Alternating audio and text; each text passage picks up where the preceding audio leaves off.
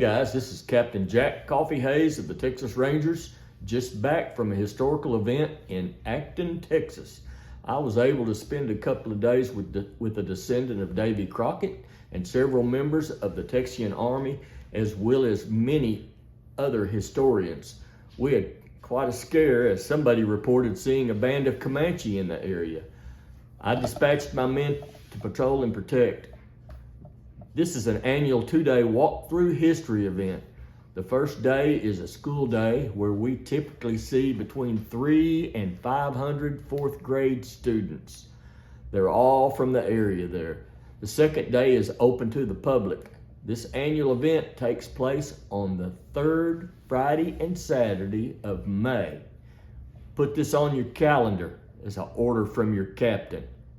Don't forget to like and subscribe to the page How the West Was Once. When I got here yesterday, they sent word there had been a band of Comanches in the area and that they were running with some Mexican bandits and that they were nearby. So yesterday at the school days, I was here by myself all day. I sent all the Rangers. He made it back just a while ago. I sent all the Rangers out scouting, and he's the only one that's made it back. I hope that's not a bad sign. But so anyway, my name's Jack Coffee Hayes. I was a captain. They call me Captain Jack, not Captain Jack Sparrow, but Captain Jack Coffee Hayes. And so I've been holding down the camp.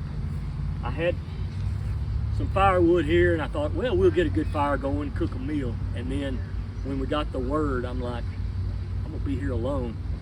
I'm gonna have what they call a dry camp. I did not want smoke drifting up and them Indians coming in on me. So him, all the rest of them, they came in wanting, they're gonna want a cup of coffee, but they ain't gonna get it. I'm the captain, so they can mumble and grumble all they want to. Ain't that right? Yes, sir. All right. That's right, Captain. Anyway, this is what you call a ranger camp. Do y'all go camping or anything? They want to. They want Yeah. to? Well, Mommy doesn't want to. in the modern day Wait, times, tell them where you like just today. pitched a tent the other day. In the living room. In our living room. Did you? Good. I was sleep at night. And Yeah. you slept in it? Yeah. This is where I would sleep. Today, people say, let's go camping. Let's go to the park and camp. Well, there wasn't any camping in the park No. back in the 1800s. This would be what we had. I'd have one, he'd have one. I own 2 shirts, that one and this one. That's all I got. Some long underwear in case I get cold, and a couple of pair of socks in case I get wet. I can change my socks. And then I'll roll that thing up. I got a wool blanket and a quilt to keep me warm. I'll roll that thing up, tie it up, put it behind my saddle. And then my saddle bags is my suitcase. I got a fire starting kit. I got some ammunition, extra ammo in there. Got my coffee cup hung on it. And in this bag right here, I can hang it on my saddle. It's got a little bit of cornmeal, coffee, sometimes a little salt. We didn't really use much pepper. A little bit of salt's all the season we used. And you know, some of the guys smoked a pipe. There might be some pipe tobacco in there, but all their needs would be right in there. I had 2 biscuits and some beef jerky. That's what I had to go on. Now, yesterday, some kids wanted to know, well, what happens when you ran out? Well, 2 things could happen. I would be hungry, or I would have to try to shoot a rabbit or a deer or a squirrel or something to live. Back in those days, there wasn't deer season and dove season and whatever. That's how we lived. We were able to shoot what we needed, but no more. You know. So anyway, this was what I would have for my camp. Is that And I would throw it on my saddle horn and behind my saddle, and I would travel just like my guys. They're all set up. His horse is down there because we didn't want to keep it up here close. So that's where he's got his gear with. Can I sit down? Anyway, back in 1823, quite a ways back, a little over 200 years, the people came from up, you ever heard like Kentucky and Missouri, states like that? A man named Stephen F. Austin was trying to get people down here. This whole area, all the way over to Louisiana, was owned by Mexico. There wasn't any such thing as Texas. And the Indians and the bandits were, as these people came down here and tried to farm and do stuff like that, they were robbing them and killing and burning and all that stuff. So Stephen F. Austin, It's hot sitting there. he sent word all the way to the president of Mexico, and he said, "Can I start a ranging group?" So he started a group of rangers. He got permission. He had 10 to 12 men that he hired, and he paid them out of his own pocket, like $10 a month, something like that. Which way back then, that was pretty good money. So he hired those rangers. They were guys that could have been a cowboy, a miner, a banker, you know, and didn't have no income coming in, so they became rangers. They didn't stay rangers very long because they might have to go home because their wife had a new baby, or they had to go get the crops in. So rangers would come and go. But they protected the people as best they could. They had what we called single shot rifles. One shot, pour the powder in, pour the ball in. Y'all probably seen them around here. That's what we had, and that's how we had to fight. And the Indians were pretty smart. Sir? He's asking if you're talking about Jesus. Jesus. I will talk about Jesus. I love to talk about Jesus. Anyway, they had the black powder, and It's ugly. we had to fight the Yeah, Indians. yeah, feel it there. So we did the best we could. Later on, they came up with a pistol that would shoot 5 times, and it changed everywhere because the Indians thought we were poor fighters because they could shoot 10 arrows before we could load our gun. So after we shot, they knew, okay, time to attack, because they're over there loading. Yeah. So that's the way they did. But when we got the guns that would shoot more than one time, that changed things. So we were able to protect these people. All this time was up towards the Alamo. When I came here, I heard about the Alamo when I came down here to this area, and I was heading that way, and I wanted to help, but I didn't make it. It was over.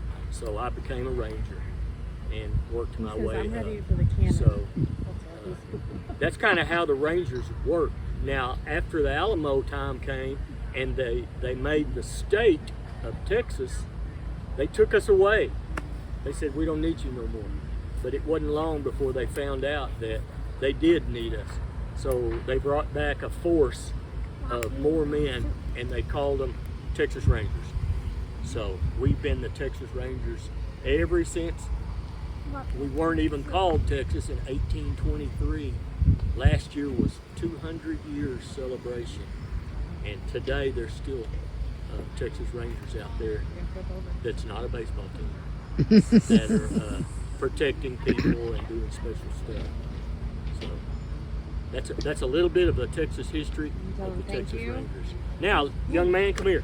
Let's talk about Jesus a little bit. He is our leader, but Want to interview Larry and I Mr. David? Is that correct? Yes. Yeah. We're out here at the Acton History Walk, and this is one of the chuck wagons here. This is Mr. David, and I'm just going to get these guys to tell us a little bit about their chuck wagon, their church, and how they got into it, and all that. Well, the chuck wagon was actually invented by Mr. Charles Goodnight back not long after the Civil War was over with, which he was in. He got out, and a buddy of his, Oliver Loving, got together and decided, well, we'd get a bunch of these cattle that were running around, and we would get them and take them to the markets and sell them. Well, in doing that, you know, they needed a bunch of cowboys to rustle them up and keep them. So, you know, when you got a bunch of cowboys, you got to feed them. So they had these wagons from the Civil War, but they were all uncovered, and they didn't even know where to put everything. So things got damaged by the wind and the weather and the snow and the rain. So what Charles did eventually was he invented the chuck box, which is at the back of the wagon. There's a bunch of drawers and shelving that closes up, so that you can protect your all your spices and your serving tools and flour and sugar like that, which was great. But then they still had the bags of beans and the bags of sugar and flour in the back of it that would get damaged by the weather. So that's when they decided to put some bows on it and put a cover over it, and it got it protected. So that made it a lot better when they doing their cattle drives to New Mexico and all the way up to Montana and Wyoming. So, but that's just a brief history of the chuck wagon. Right, There's yes, a lot sir. more to it. But we are actually from Triple Cross Cowboy Church here in Granbury, and we're invited to come help out in anything we can do with the community, especially to talk about Texas history. We're going to do so. We were very honored and excited to be asked to come do this. So we'll be here as long as they continue to ask us. All right, and you furnished breakfast Yes, the we last did. 2 days for yes, us. We've had burritos. Yeah, Those we are did good. some breakfast burritos the last couple of mornings. Compliments of our chef, Mr. Cookie, over there. Mr. Cookie over here. Let me see if I Cookie can get over over there. Hello, Mr. Cookie. And then also we've been blessed by Miss Mabel over here. She's been doing some cobblers for us and telling boy. everybody how the cobblers were made back then. You know, you just didn't have an oven to put it in, so you had to figure out a way to cook cobblers and biscuits out on the trail. So they're explaining to everybody how they did that back then. All right. Lots of fun. So a little history about our chuck wagon. I'm going to step out of character with Mabel and step into Go right Robin, ahead. who's a member of Triple Cross Cowboy Church. Is this particular wagon about 12 or 14 years ago, a couple of men from our church had a vision to actually have an outreach ministry team that would go out into the community and provide food and music and do that for free. And so they raised the money to purchase a 1904 authentic wagon. And then we had a number of men at our church, both the two leaders have both passed on. Ralph Kiss and Leah, what's Leon's last name? Doesn't matter, but anyway, they outfitted the wagon. Tom built the chuck box and created our chuck wagon as you see it today. And we've had a number of leaders throughout the years. They last about 3 or 4 years, and then they hand the reins off to somebody else. Right. And it's just become the largest outreach ministry that our church does. That's great. And it's a constant evolution. We have a member of our team who's not here today, but he was here yesterday, who built this table, which the table goes over the wheel of the wagon. I'll introduce you to Larry. Larry Thomas has been on the team a little bit longer than I have. Nice to meet you. So you're Cookie. I'm Cookie. All right. My Gotta job have is- Cookie. Yeah. My right. job is to feed the wranglers. Yes, sir. You know, it's a hard job. You see on TV where it looks kind of glamorous and cowboys and everything. But you don't realize when you're out on the prairie, there's no store to go to. You have to carry everything that you plan on eating with the chuck wagon. And that's what we would do in the back. We would carry all of Right. our supplies. The cowboys would have their bedrolls and all that stuff in the back. The chuck wagon was really a central place where everybody gathered during the cattle drive. He was the boss of the Fire in the hole, I believe. he was the boss of the wranglers, and I'm the boss of the chuck wagon. So we had certain rules that you had. If you're on horseback riding and you hear the dinner bell ring, it's time to eat, you come up on the downside. That's right. If you didn't do that, you'd stir up dust and it'd get all over the. And then you'd stir up Cookie. That's right. You stirred up then you dust. don't get anything to eat that day. Yeah, gotcha. So, That's great. So each cowboy had their own meal. They had their own, not meal, but they had their own plate, their own fork, and their own spoon. They got a biscuit and beans. That was the normal meal. Right. So every once in a while, if I happen to see a rabbit, well, I might shoot a rabbit and they'd get a little bit of meat. That's good. You're very good. I noticed there's several chuck wagons out here. I'm going to make a pass down through them and just look at the different ones. You're going to do a cobbler later? I've got one. Got one going right now in your Yes, sir. Dutch oven? Yes, All sir. right. Would If you y'all don't like- mind, I'm just going to Would you kind like of... to see it? Sure, I sure do. Got lots of stuff raring to go. Peach cobbler. Ooh-wee.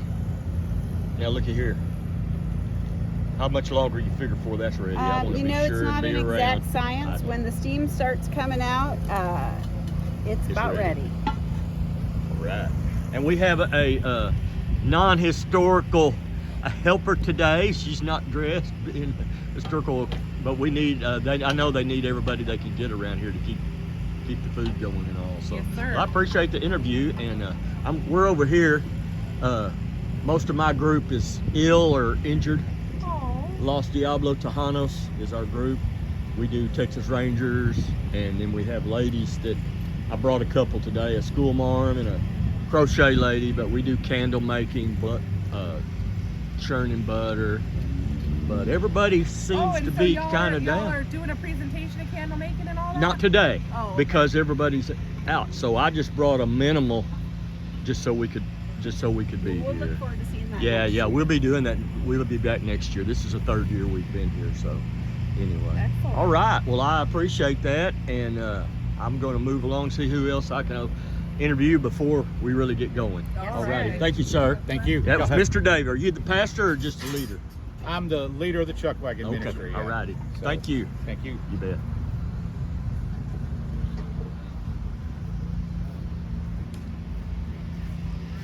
This is the Texian Army here. See if we can't get a question or two answered out of these boys. We got the Texian Army here. You guys, how did y'all get started in this? And how many years you been doing it? I've actually been doing reenactment about 30 years. Uh-huh. I got started in this with Captain Ron here, and Tex Bentley. They put this together and needed some volunteers, people. That's how I came to This unit's been together 6 years now, I think. About 6 years. Tex and I put this unit together in his storage and stockyard. We decided that we needed a unit to do Texas history. So we come up with a volunteer army of 1836.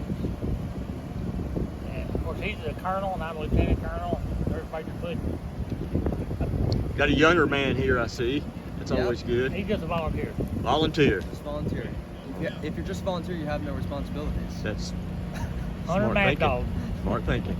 That's great. Now, Ron, you've been doing Confederate Army for years and years, hadn't you? Oh, I've been doing Civil War reenactment Civil War. over 25 years. Had my own unit, 15 Texas Cavalry. Like I say, James was part of it. Yeah. Hunter was part of it. All right. We did all the 150th anniversaries. That was a logistical nightmare sometimes, you know. Yeah, I bet it was. But we had a blast doing all that, you know. Yeah, we got to do all the big ones. We did Gettysburg twice. We did Shiloh twice. We did Chickamauga. what? Chickamauga. Yeah, we did Chickamauga. We did Rice's Crossroads. Vicksburg. Big Bird. Yeah. Yeah. What was that one? up Raymond, in- Mississippi. We did. All righty. This is a young man that sets up these teepees. What size is this one? So that is an 18 foot. 18. Oh, he's got quite a few outfits in there.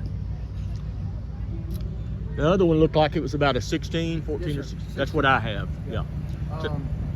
So unlike all of the other items here, and the guys that are reenactors or doing living history and what have you, Yes, sir. everything here is used by the family in some fashion still.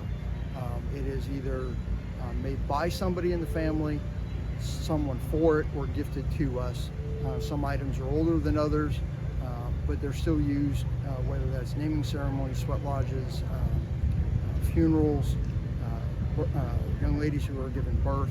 There's a variety of aspects that the teepees can be used in. Our tribe traditionally would have wigwams, but they're not transportable for educational purposes. And so we use this as kind of an attention getter, and then start talking about the stereotypes of different tribes that Yes. modern technology and advertising has put onto us, right? Not every tribe wore war bonnets. Not every tribe, had long hair and dark skin.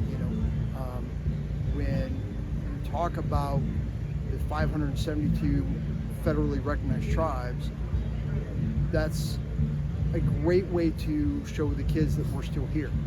But what about the other 10,000 that are and divisions of those bands that have been genocidally wiped out Yes, sir. since first contact in the 1300s.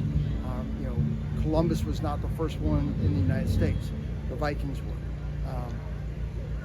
And the closest Columbus got was Key West. Let's face it, it's not even really Florida, right? But, you know, the idea that first contact for multiple tribes was at different points.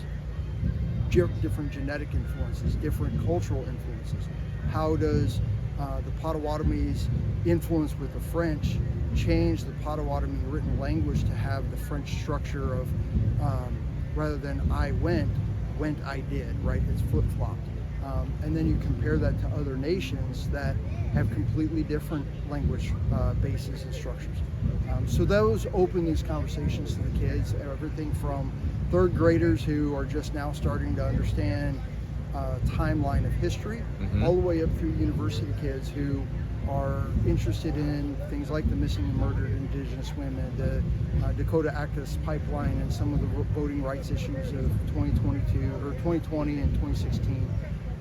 So all of it is an opportunity to kind of expand the public's knowledge, and this is a good starting point. Yes, it is. What tribe are you? Our family is Citizen Band Potawatomi. Potawatomi. But we also have tribal or family ties to the Sac and Fox and the Osage. Okay. So I've Great. been doing this since I was first grade.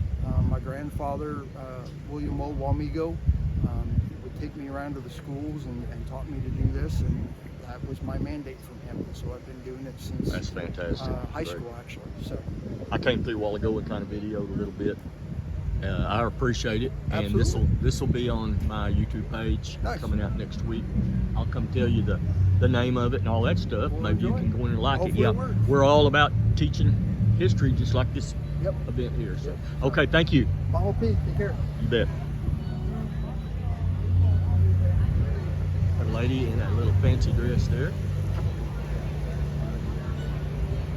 I'm gonna turn off for a minute and head over to where I'm supposed to be doing some Texas Ranger work, and I see Mr. Steven Sodich has arrived, so I'll go get him lined out.